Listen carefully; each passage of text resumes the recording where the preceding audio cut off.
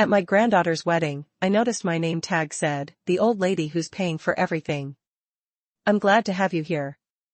Follow my story until the end and comment the city you're watching from so I can see how far my story has reached. I've always believed that family celebrations should be moments of joy. My granddaughter Jennifer's wedding was supposed to be one of those perfect days, the kind that warms your heart whenever you remember it. Instead, it became the day I discovered just how my family really saw me. The morning of the wedding, I spent extra time getting ready. At 65, I'm not vain, but I wanted to look my best. I chose a pale blue dress that Robert, my late husband, had always loved, styled my silver hair carefully, and even applied a touch of the perfume he'd given me for our last anniversary before cancer took him 3 years ago. "You look beautiful, Alice," I told my reflection, imagining Robert saying those words. I could almost hear his voice, feel his presence beside me. The ceremony at St. Mark's Church was lovely. Jennifer looked radiant walking down the aisle, her face glowing with happiness. My son Richard beamed proudly as he escorted her, and even my daughter-in-law Pamela seemed genuinely emotional. For those brief moments, everything felt right. It was at the reception where everything changed. I arrived at the grand ballroom of the Westbrook Hotel, making my way to the check-in table where guests were collecting their name tags and table assignments. The young woman at the table smiled as she rifled through the alphabetized cards. "Here you are, Mrs. Edwards," she said cheerfully, handing me my name tag. I glanced down, expecting to see Alice Edwards, grandmother of the bride. Instead, in elegant calligraphy were the words, "The old lady who will pay for everything, my gal." Hand froze midair. Surely this was a mistake. "Is something wrong?" the young woman asked, noticing my expression. I forced a smile. "There seems to be a mix-up with my name tag." She leaned over to look. Her eyes widened. "Oh, I'm so sorry. Let me check if there's another one."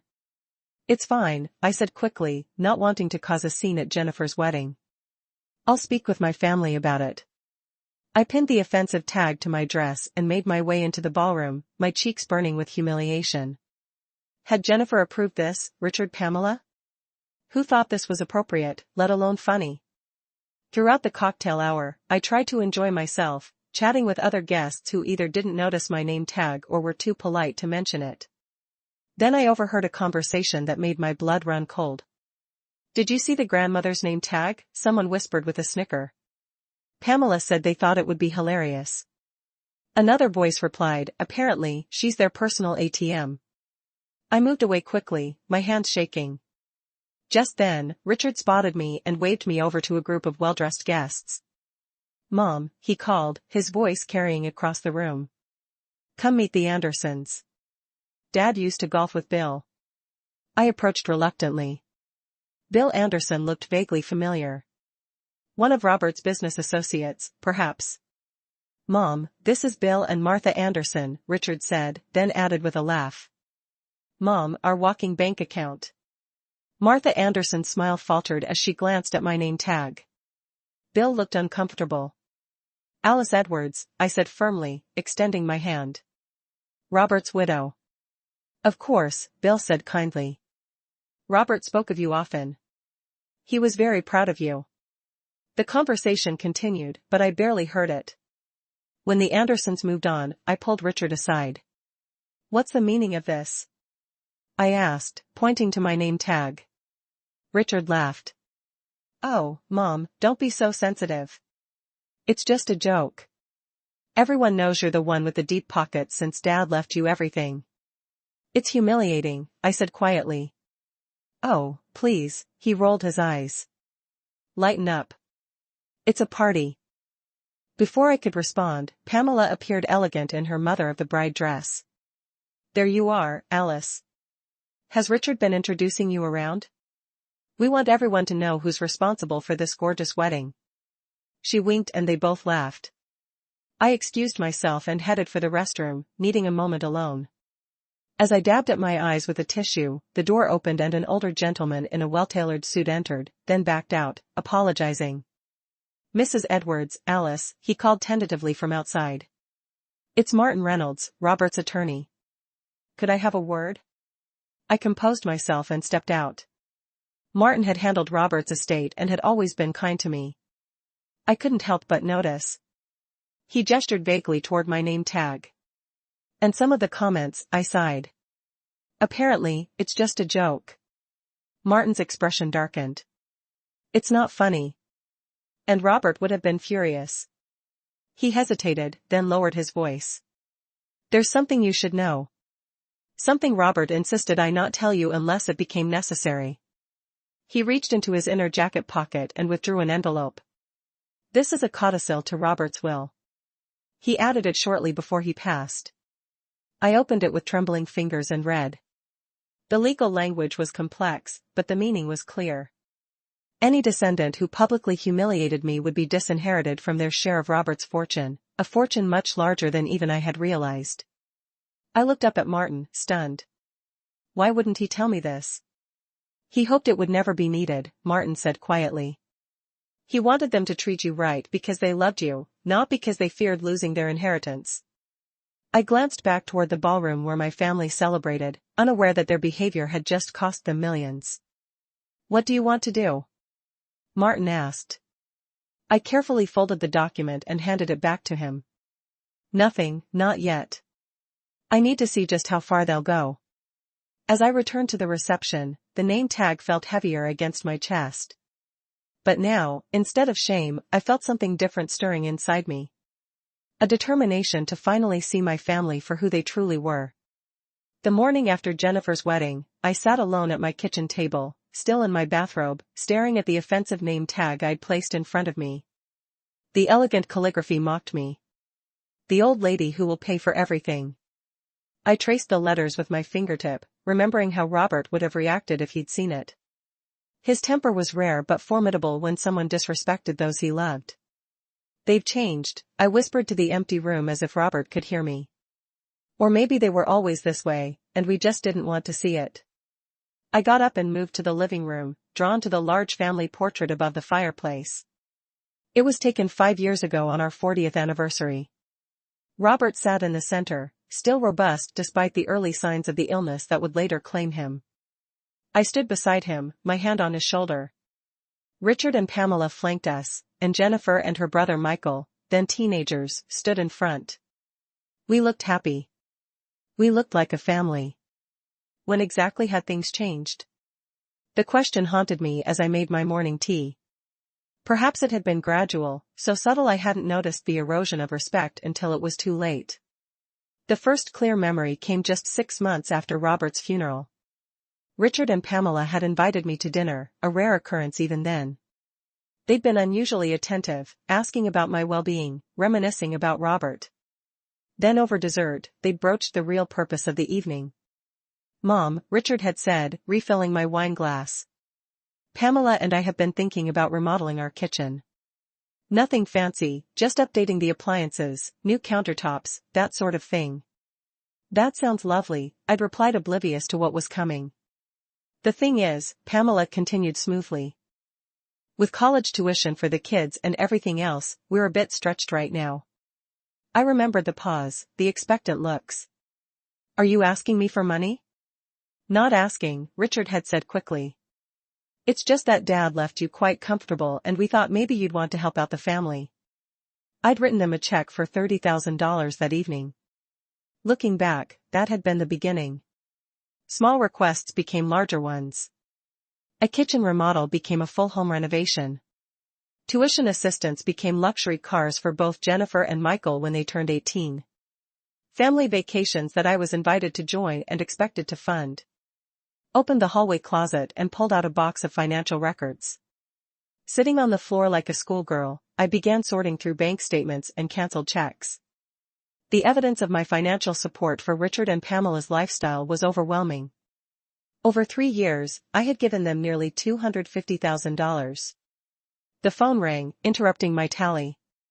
It was Pamela. Alice, are you home? I've been calling your cell phone. I hadn't even noticed my cell phone was still in my evening purse. Yes, I'm home. Is everything all right? Everything's fine. Richard and I just wanted to thank you for everything yesterday. Wasn't the wedding beautiful? Yes, it was lovely, I said. Jennifer and Mark are so grateful for your generosity. They couldn't have had such a wonderful wedding without you. I closed my eyes, remembering the $45,000 check I'd written for the venue and catering. I was happy to help. Actually, that's partly why I'm calling, Pamela continued, her voice taking on that syrupy quality I'd come to recognize. Mark's parents were supposed to pay for the honeymoon, but his father's business has been struggling, and they've had to back out. Jennifer is just devastated. I could hear what was coming next. We were wondering if you might be able to help. They've got their hearts set on 2 weeks in Bali. Richard and I would contribute. Of course, with everything we spent on the wedding. Everything they spent. I had covered almost all of it. I'll think about it, I said, surprising both of us with my noncommittal response. There was a pause. Oh, well, they need to book soon to get the best rates. I understand. I'll let you know tomorrow. After hanging up, I returned to my financial archaeology. Robert had always warned me about Richard's relationship with money. He sees it as the solution to everything, he'd told me once, but money without values just creates more problems. I hadn't understood then, or perhaps I hadn't wanted to understand. A knock at the door startled me. Through the peephole, I saw Michael, my grandson, shifting nervously on the porch. I quickly gathered up the scattered financial papers and stashed them back in the closet before opening the door. Grandma, he said, stepping forward to hug me. At 21, he was tall like his grandfather with the same kind eyes. Are you okay? I've been texting you. I'm fine, sweetheart. Just a bit tired after yesterday. Come in. He followed me to the kitchen where I put on the kettle for fresh tea. Michael had always been different from the rest of them, more thoughtful, less fixated on appearances and status. I wanted to apologize for yesterday, he said, sitting at the table. The name tag, the way everyone was talking, it wasn't right. I felt a lump form in my throat. You noticed? Of course I noticed. So did a lot of people. He looked down, embarrassed. I should have said something. I patted his hand. It's not your responsibility to correct your parents, but it is my responsibility to stand up for what's right. He looked at me directly. Dad and Mom, they've changed since Grandpa died. Or maybe I just didn't see it before. All they talk about is money. Your money specifically. What do you mean? Michael hesitated. Last week, I overheard them discussing your house. Dad said something about how it's too big for one person and how they could help you downsize. The kettle whistled, giving me a moment to absorb this information. As I poured the hot water over the teagues, I thought about Martin Reynolds and the codicil to Robert's will. I thought about the name tag, the constant request for money, and now this apparent plan to move me out of my home. Grandma, Michael's voice brought me back to the present. Are you sure you're okay? I set the teapot on the table and sat down across from him. I'm better than okay, Michael. I think I'm finally seeing things clearly for the first time in years. What do you mean? I smiled, making a decision. Just that it's time for some changes around here. As we sipped our tea, I found myself studying my grandson's face, wondering if he was truly different from his parents, or if the seeds of entitlement were merely dormant, waiting for the right conditions to sprout. For the first time since Robert died, I felt a cold clarity replace my grief and loneliness. I wouldn't be making any hasty decisions, but I would be watching, and waiting to see who in my family truly deserved the legacy Robert had left. 3 days after the wedding, Richard and Pamela organized a post-wedding brunch at their country club.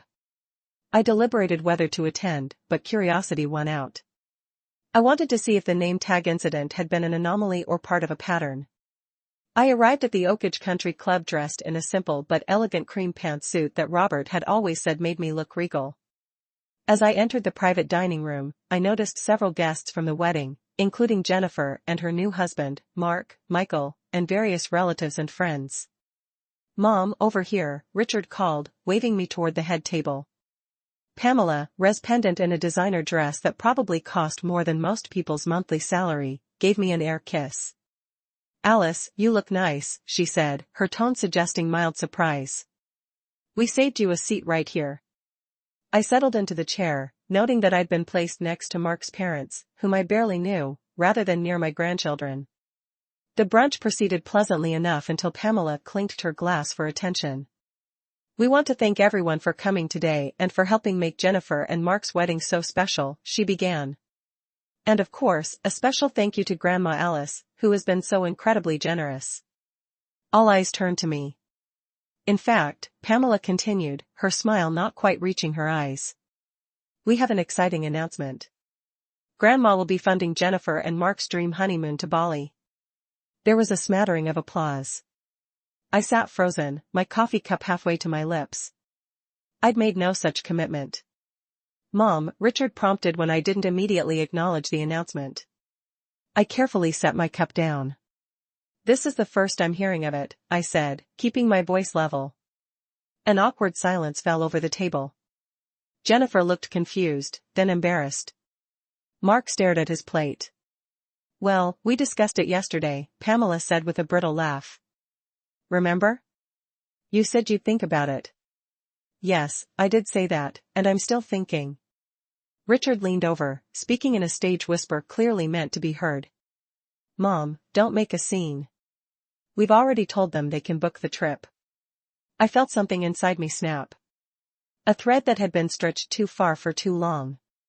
"Don't recall agreeing to pay for a honeymoon to Bali," I said loud enough for everyone to hear. "In fact, I believe Mark's parents were originally planning to cover this expense." Mark's father shifted uncomfortably.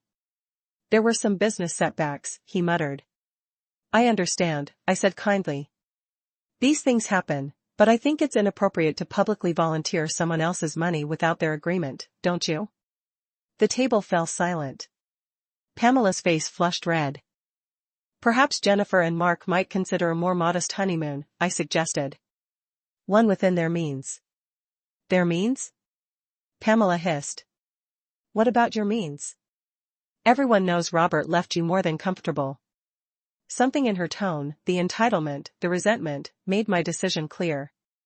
"My financial situation is not up for public discussion," I said firmly. "And neither are my spending choices." Richard grabbed my arm, his fingers digging in painfully. "Mom, stop it.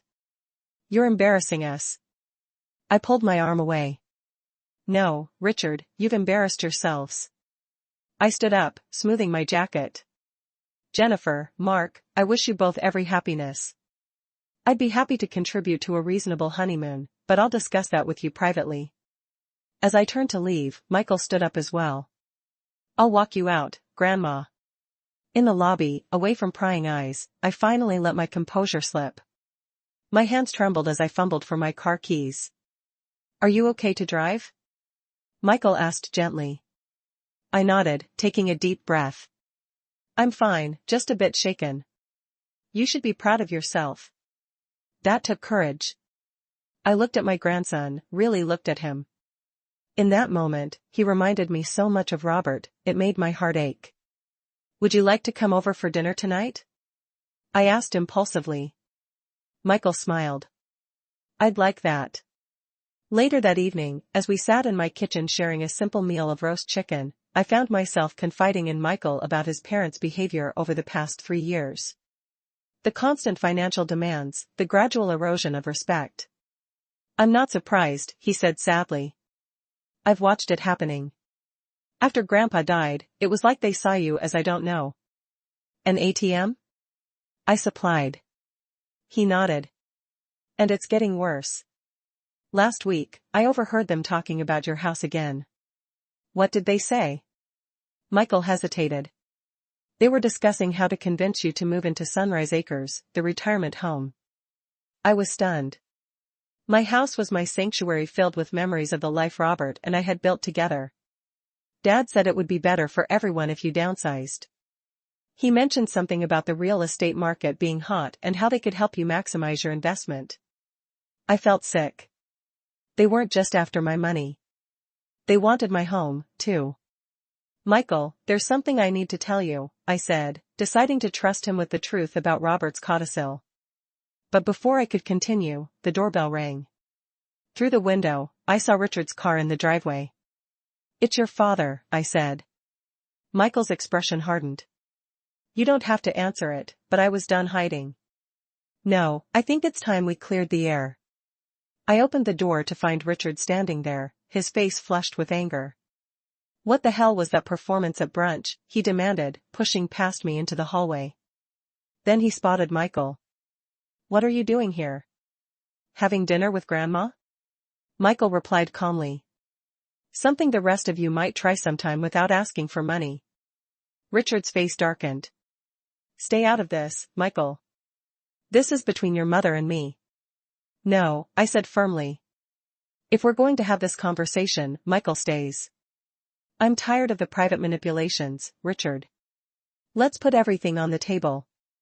And in that moment, looking at my son's angry face and my grandson's protective stance, I knew we had reached the breaking point. There would be no going back. I've had enough of your attitude, Mom.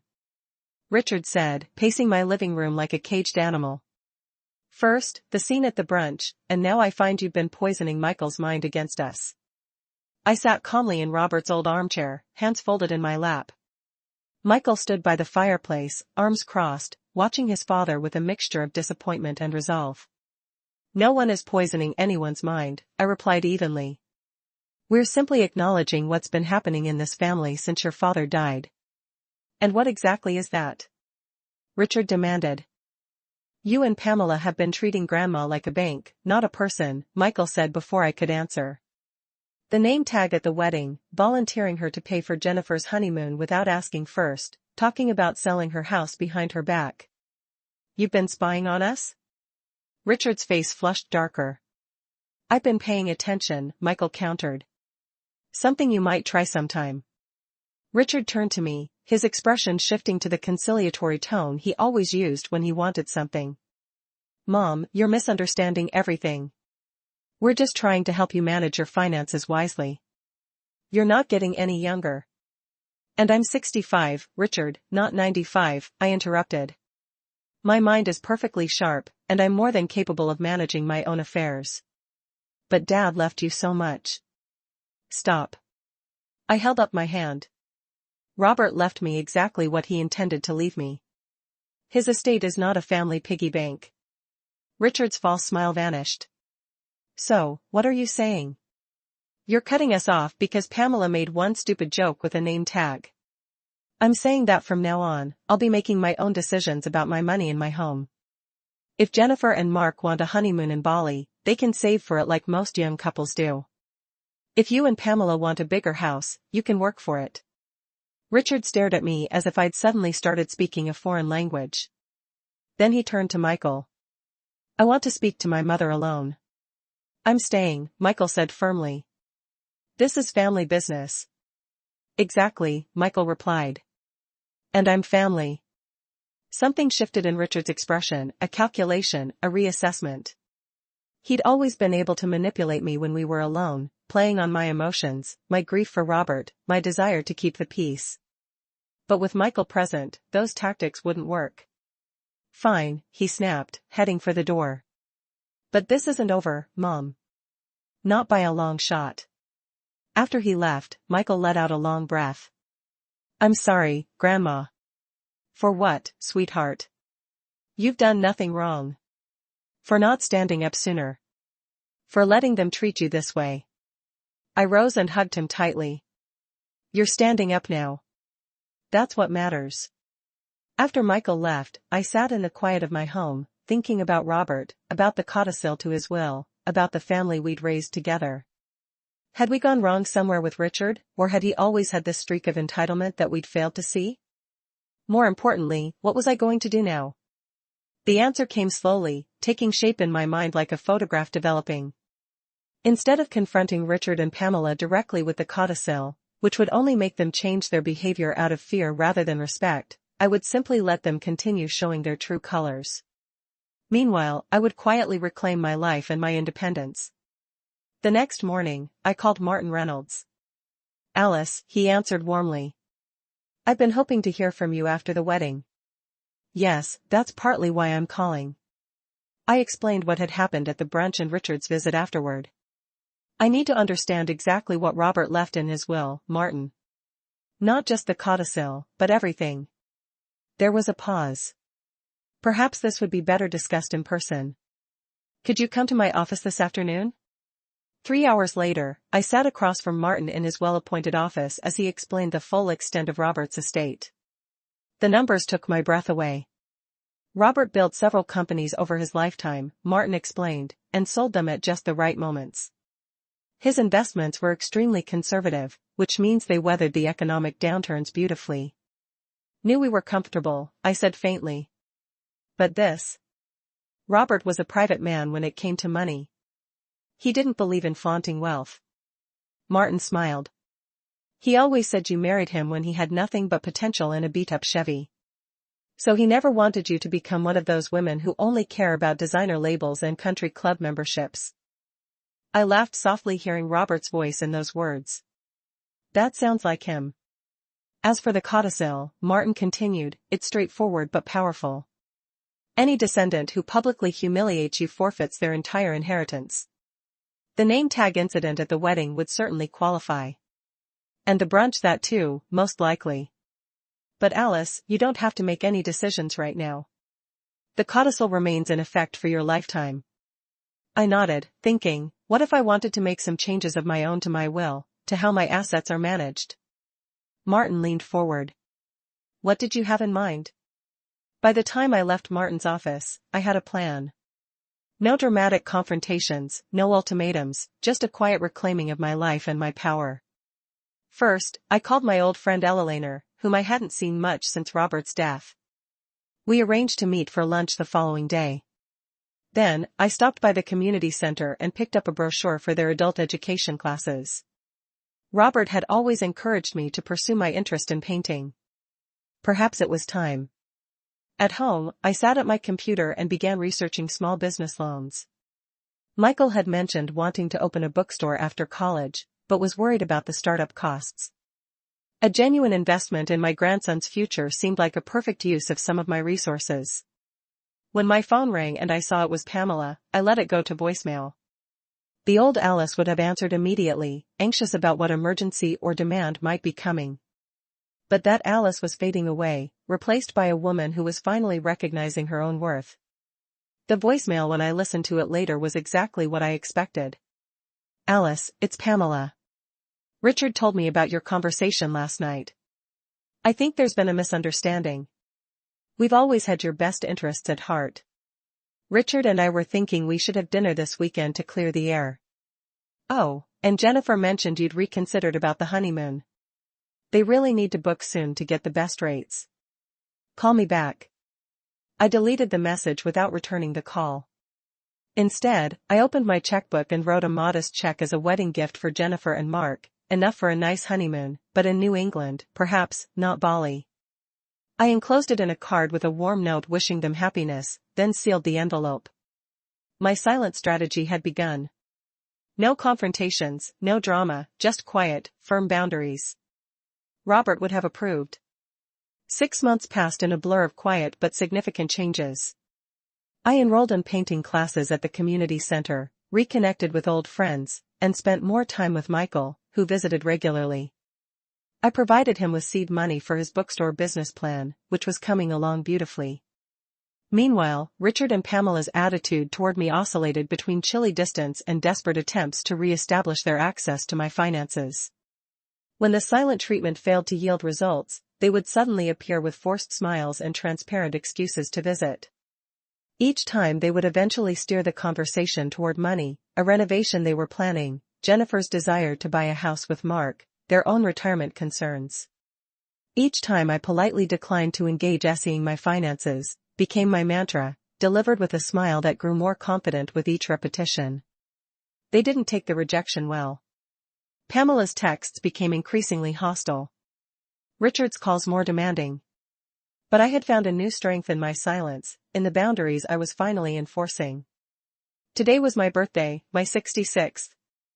And despite my protests, Michael had insisted on organizing a small family gathering at my home. It's time they remember whose house this is, he'd said with a grim determination that reminded me so much of Robert. I spent the morning in my garden, deadheading roses, and drawing peace from the simple task. The garden had been another casualty of the past 3 years. I'd neglected it while catering to Richard and Pamela's demands. Now it was coming back to life, much like I was. By mid-afternoon, my home was ready for guests. Michael arrived early to help with final preparations. "Are you sure you're ready for this?" he asked, arranging cheese and crackers on a platter. "As ready as I'll ever be," I replied, smoothing my new dress, a bold red I would never have chosen before. "Besides, it's just dinner." But we both knew it was more than that. This was the first time in months that the entire family would be together under my roof. Richard and Pamela, Jennifer and Mark, and even a few of Robert's old friends, including Martin Reynolds. The doorbell rang precisely at 5.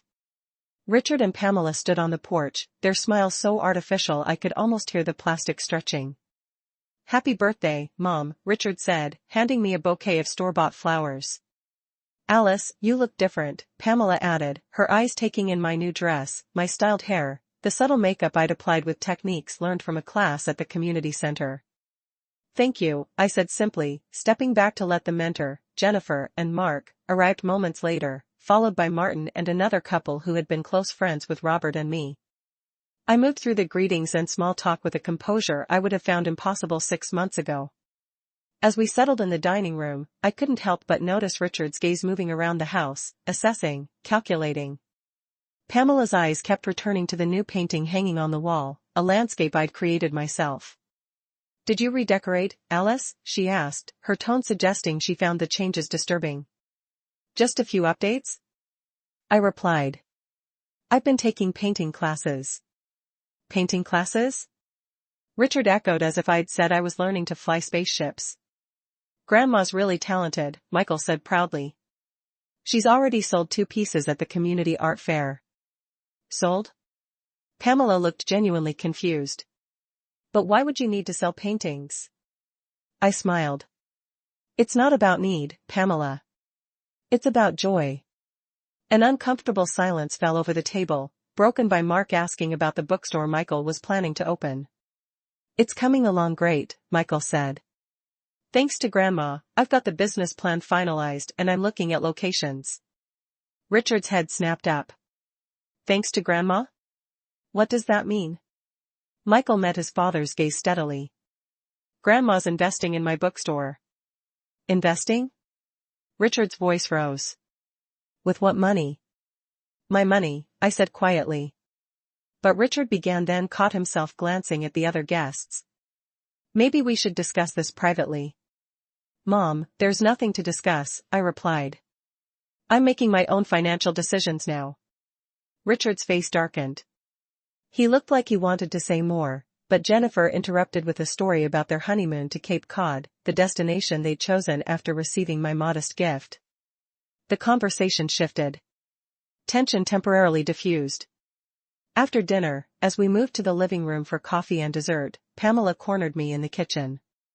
"Alice, what's going on with you?" she demanded in a harsh whisper. "First, you refused to help with the honeymoon.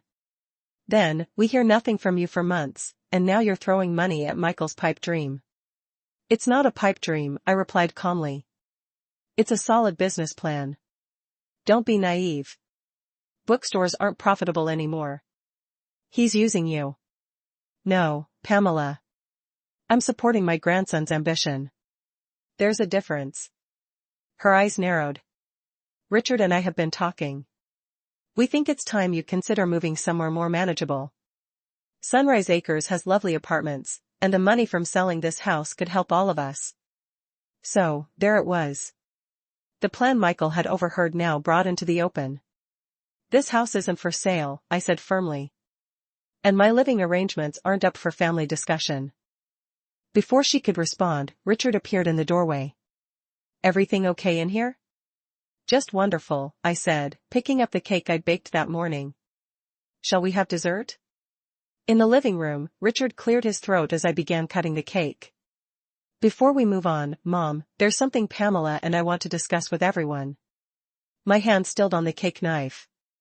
This wasn't part of the evening I had planned. "We've been concerned about Mom's decision lately," Richard announced to the room. "She's making unwise financial choices, isolating herself, and refusing family guidance."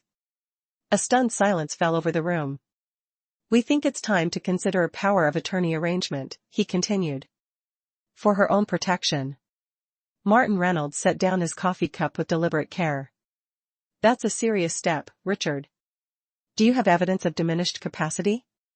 She's giving away money to fund a bookstore in the digital age, Richard replied as if that explained everything. And she's refusing to consider sensible downsizing options. I felt a strange calm settle over me. This moment had been inevitable from the day I'd started saying no. Your mother seems perfectly competent to me, Martin observed. Making decisions you disagree with is not evidence of incapacity. You don't understand, Richard insisted, his voice rising. She's always relied on Dad and then on me for financial guidance. Now suddenly she's making these irrational choices. Enough. I set down the cake knife. I am not irrational. Incapacitated or in need of your guidance, Richard.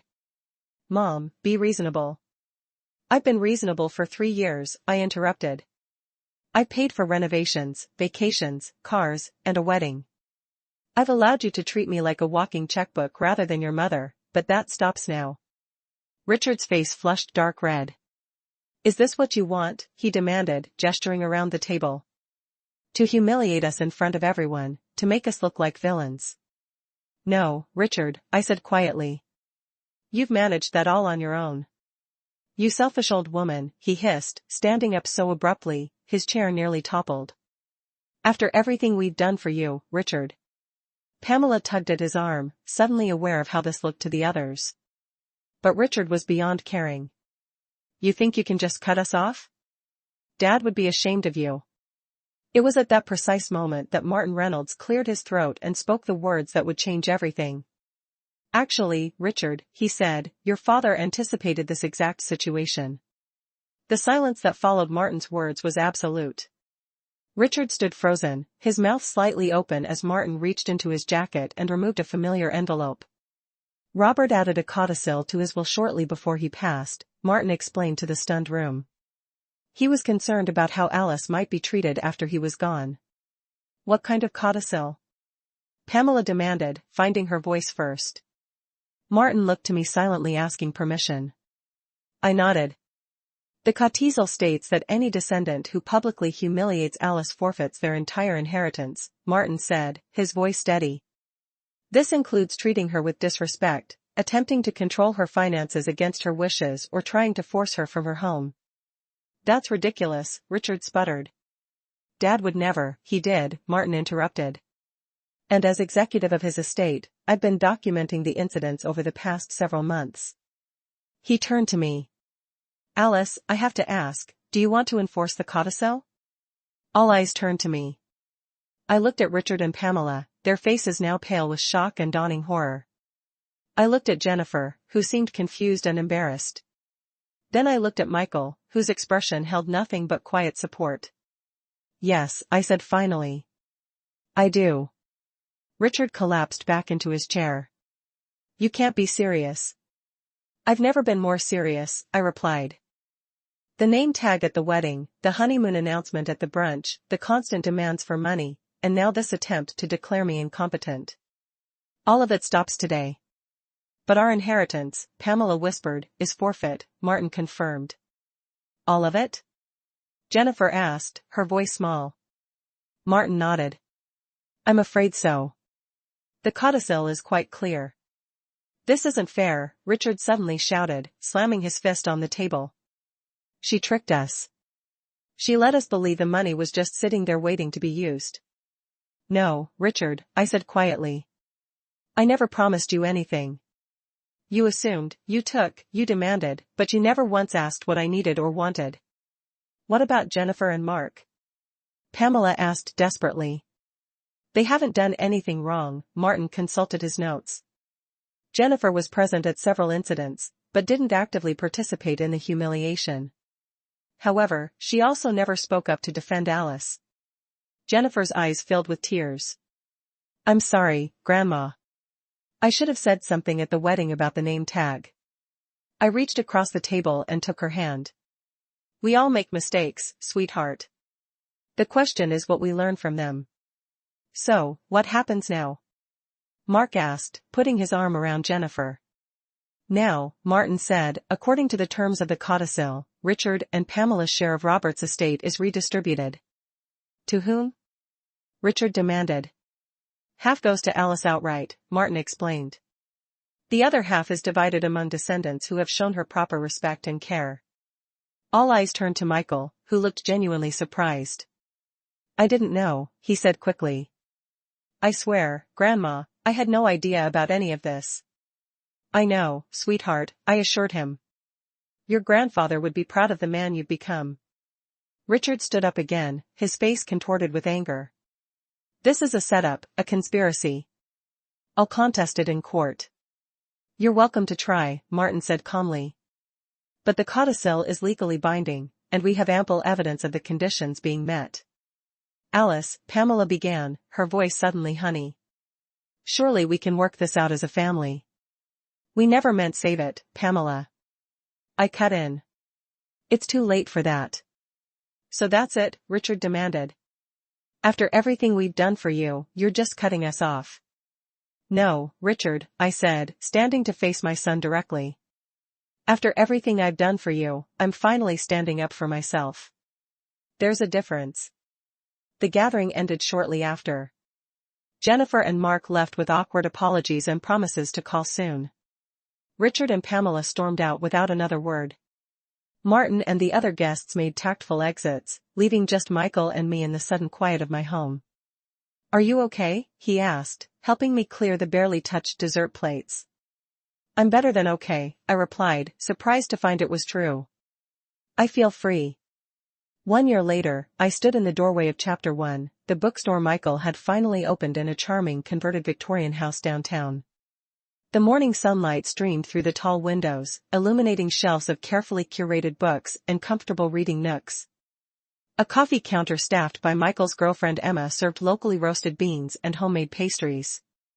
In the children's section, a mural I had painted covered one wall, a whimsical forest scene with hidden animals and fairy houses for young readers to discover. Twice a week, I led story time for neighborhood children, something I'd never imagined myself doing before. The small apartment upstairs had been renovated as well. Not for me. I still loved my home with its memories of Robert, but for a young writer and residence program Michael had established with part of his inheritance. The bell over the door jingled, and Jennifer stepped in, pushing a stroller with her 3-month-old daughter, Roberta, named after her grandfather. Grandma, Jennifer called, spotting me. I didn't know you'd be here today. Just dropping off some new bookmarks I painted, I said, bending to admire baby Roberta. Hello, little one. Over the past year, Jennifer and I had slowly rebuilt our relationship. After the initial shock of the inheritance revelation, she had made genuine efforts to connect with me independently of her parents. Mark had proven to be a steadying influence, encouraging her to form her own opinions rather than echoing her mother's. Richard and Pamela were a different story. After several failed attempts to contest the coddle, they had moved to Florida where Richard had taken a job with a former business associate. Our communication was limited to Christmas cards and occasional updates through Jennifer. Have you heard from your parents lately? I asked as Jennifer settled at a small table with the baby. Mom called last week, she said with a sigh. Same conversation as always. Complaints about Dad's job, the house they had to settle for, how unfair everything is. I'm sorry. Don't be, Jennifer said firmly. They made their choices. I've made mine. Emma brought over coffee and fresh scones, cooing over the baby before returning to the counter. Michael emerged from the back room with a stack of new arrivals, his face lighting up when he saw us. Perfect timing, he said, joining us at the table. I wanted to run something by you both. He explained his idea for expanding the store's community programs, including literacy tutoring for adults and writing workshops for teens. It would mean reinvesting some of the profits, he added. But I think it's worth it. I think it's wonderful, I said, feeling a surge of pride. As they discussed the details, I gazed around the sunlit bookstore, this beautiful space that represented not just Michael's dream, but a new chapter for all of us. In the year since the revelation, I had discovered parts of myself that had been dormant for too long. I'd made new friends, developed my painting, even started traveling. Simple weekend trips at first, then 2 weeks in Italy with a senior tour group where I'd met Claude, a widower from Boston with kind eyes and a dry wit who called me every Sunday. Now, Robert would have approved, I thought, not just of the bookstore or my newfound independence, but of the boundaries I'd finally established. He had tried to protect me with his coddle, but in the end I had learned to protect myself. Jennifer's baby let out a happy gurgle, drawing me back to the present. This was my family now. Not perfect, not complete, but real. We were building something new from the ruins of what had been lost. And it was in its own way beautiful. "What do you think, Grandma?"